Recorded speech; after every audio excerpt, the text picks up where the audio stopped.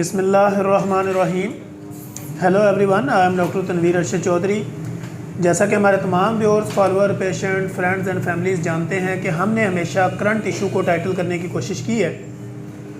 और आज का हमारा जो मौजू होगा वो भी बेसिकली एब्डोमिनल पेन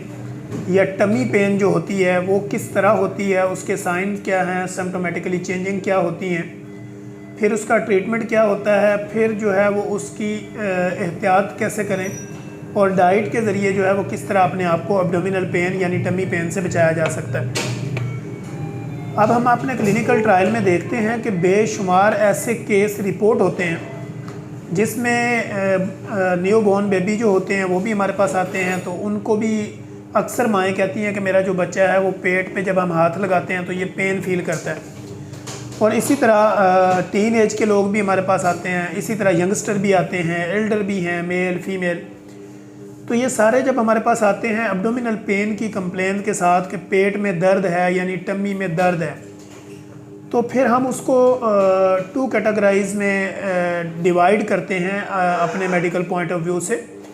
जिसमें हम फर्स्ट ऑफ ऑल तो ये देखते हैं कि अपर एब्डोमिनल पेन है या लोअर एब्डोमिनल पेन है,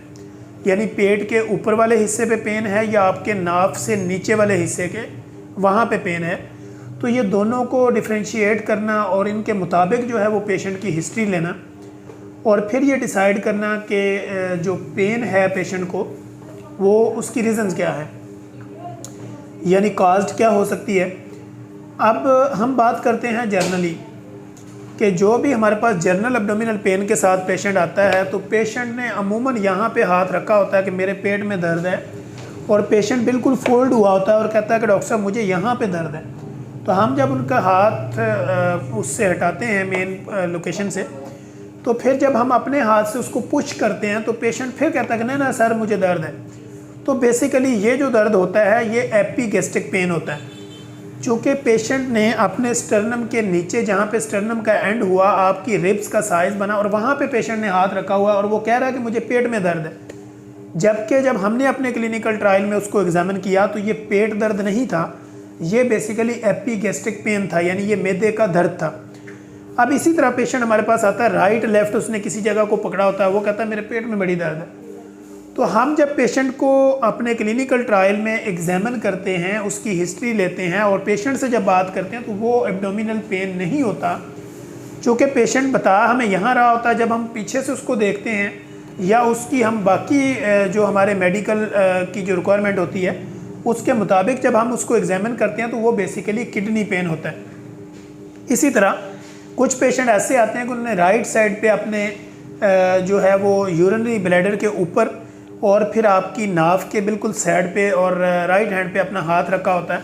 और वो आता है कि सर मुझे पेट में शदीद दर्द है। तो बेसिकली कंप्लेंट्स वो भी एब्डोमिनल पेन के साथ आता है। तो जब हम उसको अपने क्लिनिकल ट्रायल में एग्जामिन करते हैं या प्रॉपर देखते हैं तो वो भी बेसिकली एब्डोमिनल पेन नहीं होता, वो भी अपेंडिक्स की दर्द होती है उसको। तो ये वो दो तीन चीज़ें हैं जो पेशेंट को इसके ऊपर प्रॉपर एजुकेट करना ज़रूरी था कि अगर आपके यहाँ पे फ्रंट वाले पोर्शन पे दर्द हो रहा है तो एपिगैस्ट्रिक पेन है, अगर आपने ऐसे पीछे से अपने हाथ को पकड़ा हुआ है या आप इस तरफ झुकते हैं या आपका दर्द आगे पीछे आता है तो किडनी पेन है। राइट साइड पे आपके जो है वो अगर दर्द फ्रंट साइड इसके जो आपकी नाफ के नीचे वाले हिस्से पे हो, राइट साइड पे हो, और उसके साथ हल्का फुल्का आपको वॉमिट की कैफियत हो या लेट के जब आप अपनी लेग की मूवमेंट करें तो पेन बढ़े, तो ये बेसिकली अपेंडिक्स की पेन है। अब हम आते हैं एब्डोमिनल पेन के ऊपर। पेट का जो दर्द होता है वो मिड में पेशेंट जब आता है उसने जब अपने नाव के ऊपर वाले हिस्से पे हाथ रखा होता है और पेशेंट कहता है कि सर मुझे पेन है। अब हम उस पेन को जब टाइटल करते हैं अपने क्लिनिकल ट्रायल में तो फिर हम देखते हैं सबसे पहले पेशेंट से मैं जो अपने क्लिनिकल ट्रायल में पूछता हूँ कि आपने जो है वो यूरिन कब पास किया, आपको स्टूल कब आया था, और आपको कॉन्स्टिपेशन तो नहीं रहती, और आपने इधर आने से पहले 2-3-4 घंटे पहले क्या आपने खाया था। और फिर पेशेंट से ये भी पूछते हैं कि आपने खाना खाए हुए आपको कितनी देर हो गई। चूँकि ये सारी चीज़ें हमें पूछनी इसलिए ज़रूरी होती हैं कि इनका आपस में इंटरलिंक है आपके एब्डोमिनल पेन के साथ। अब कुछ पेशेंट ऐसे होते हैं जो मट्टी भी खाते हैं बच्चे, उनको उस वजह से भी पेन होता है। कोई बहुत ज़्यादा आयरन डेफिशिएंट होते हैं, उनको भी इससे पेन होता है। कुछ लोग ऐसे होते हैं जिनको टाइफाइड बार बार होता रहता है, उनको भी हल्का हल्का एब्डोमिनल पेन रहता है। और इसकी और वजूहत भी हो सकती हैं, क्योंकि अगर आपके लिवर में कोई मसला है तब भी आपको पेन हो सकता है, जॉइंटस है उस सूरत में भी पेन हो सकता है, कॉन्स्टिपेशन है इसकी मेजर कॉज है कि आपको एब्डोमिनल पेन हो सकता है, डायरिया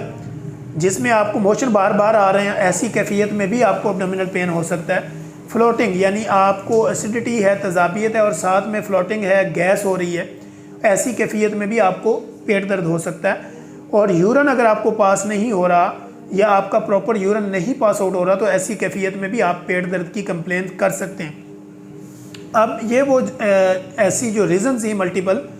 जो मैंने आपके साथ डिस्कस की, जो हम अपने क्लिनिकल ट्रायल पे देखते हैं। तो हर एब्डोमिनल पेन को जो है वो टाइटल सिर्फ पेन किलर से नहीं किया जा सकता,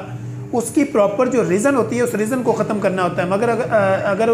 पेशेंट कॉन्स्टिपेशन के साथ आ रहा है तो हमें उसकी कब्ज़ को जो है वो उसको रिलीफ कराना है। उसमें हम अगर इमीडिएटली चाहें तो हम उसको अनीमा दे सकते हैं, फिर उसके बाद हम कोई पेन किलर देंगे और बाकी उसकी मेडिकेशन करके उसको डाइट शेड्यूल बता के पानी की क्वांटिटी बढ़ाने का क्या कि हम उसको घर भेज देंगे। बच्चों में अगर पेट दर्द होता है तो हमें देखना पड़ता है कि बच्चा जो है वो उसको चूँकि वो दूध ले रहा होता है और मदर फीड पे नहीं होता और बाकी जो आपके सिंथेटिक मिल्क होते हैं वो ले रहा होता है, तो ऐसी कैफियत में भी बच्चे को उसकी आंतड़ियों में गैस बन सकता है और उस गैस के रिलीज़ ना होने की वजह से बच्चे को पेट में दर्द हो सकता है। तो ऐसी सूरत में हम उसकी जो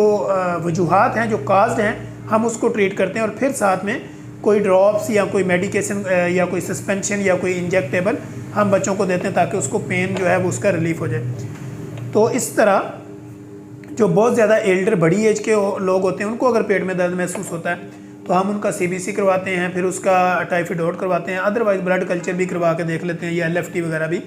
कि अगर इसको लिवर का कोई इशू है, क्रॉनिक कॉन्स्टिपेशन है तो फिर हम उसको ट्रीट करते हैं। आयरन डेफिशिएंसी है या वो डिहाइड्रेशन है, उसको पानी की कमी हो, उसकी वजह से उसकी इंटेस्टाइन में प्रॉब्लम है, तो फिर हम इनको देखते हुए उसको प्रॉपर ट्रीट करते हैं। तो ये एब्डोमिनल जो पेन है उसकी वजूहत होती हैं। अब लोअर एब्डोमिनल पेन है तो उसमें आपका यूरिनरी ब्लैडर इन्वॉल्व हो सकता है और उसमें जो है वो आपका पेशाब का रुकना या आपका UTI इन्फेक्शन हो, तो ऐसी सूरत हाल में भी आप जो है वो लोअर एब्डोमिनल पेन की शिकायत कर सकते हैं। लेकिन अगर आपको कॉन्स्टिपेशन है, स्प्लिनोमेगले है, फैटी लिवर है, जॉइंटस है या कॉन्स्टिपेशन है, तो ऐसी सूरत हाल में आपको अपर एब्डोमिनल जो है वो आपको पेन फील होगा। अब इसमें हम देखते हैं कि डाइजेस्टिव सिस्टम का एक्टिव होना, मेटाबॉलिक सिस्टम का एक्टिव होना, कब्ज़ ना होने देना, पानी की क्वांटिटी जो है वो ज़्यादा रखना, ओवर ईटिंग ना करना, और खाने के बाद बेजा जो है वो आपने कोल्ड ड्रिंक, कॉफ़ी या कोई भी ऐसा लिक्विड फॉर्म में मादा जो है वो ज़्यादा अपनी बॉडी में इनटेक ना करवाना। ये वो रीज़न्स होती हैं जहाँ पे आपका डाइजेस्टिव सिस्टम स्लो होता है, आपका मेटाबॉलिक रेट कम होता है और ऐसी कैफियत में आपके इंटेस्टाइनल के अंदर प्रॉब्लम शुरू होती हैं और आपको एब्डोमिनल पेन हो सकता है।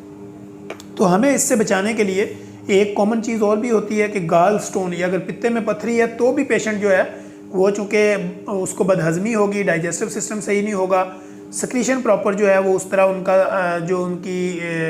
सराउंडिंग होगी स्टोमिक के अंदर वो प्रॉपर नहीं हो पाएगी और ऐसी कैफियत में भी पेशेंट को जो है वो दर्द रहेगा। अगर आपको गाल स्टोन है, फैटी लिवर है, स्प्लेनोमेगले है, इसी तरह आपको मैदे का कोई इशू है, कॉन्स्टिपेशन आपको पुरानी रहती है या आपको UTI का इशू रहता है या आप पानी कम पीते हैं, तो ये वो कैफियत होती हैं जो आपको एब्डोमिनल पेन को कॉज्ड कर सकती हैं। तो आपने इन सारी प्रॉब्लम से निकलने के लिए पानी की क्वांटिटी पूरी लेनी है और खाना जो है वो उतना खाना जितनी आपकी बॉडी की ज़रूरत है। एक खाने से दूसरे खाने के दरमियान 6 से 8 घंटे या 8 से 10 घंटे का गैप जो है वो लाजमी तौर पर रखें ताकि जो है वो आपकी बॉडी की एफिकेसी, आपके स्टोमिक की एफिकेसी वो बेहतर से बेहतर काम कर सके। और खाना जो है वो उसको चबा के खाएँ, पानी जो है वो उसको प्रॉपर मकदार में पिएँ और प्रॉपर जो गाइडलाइन है पानी पीने की उसके मुताबिक चलें। तो ये वो कैफियत होती है जहाँ पे आपको एब्डोमिनल पेन से बचाया जा सकता है। तो हम इंशाल्लाह कोशिश करेंगे कि अपने नेक्स्ट एपिसोड के अंदर एक नई इन्फॉर्मेटिव वीडियो के साथ दोबारा आप लोगों के लिए हाज़िर होंगे। तब तक के लिए इजाज़त दीजिए। अल्लाह हाफिज़।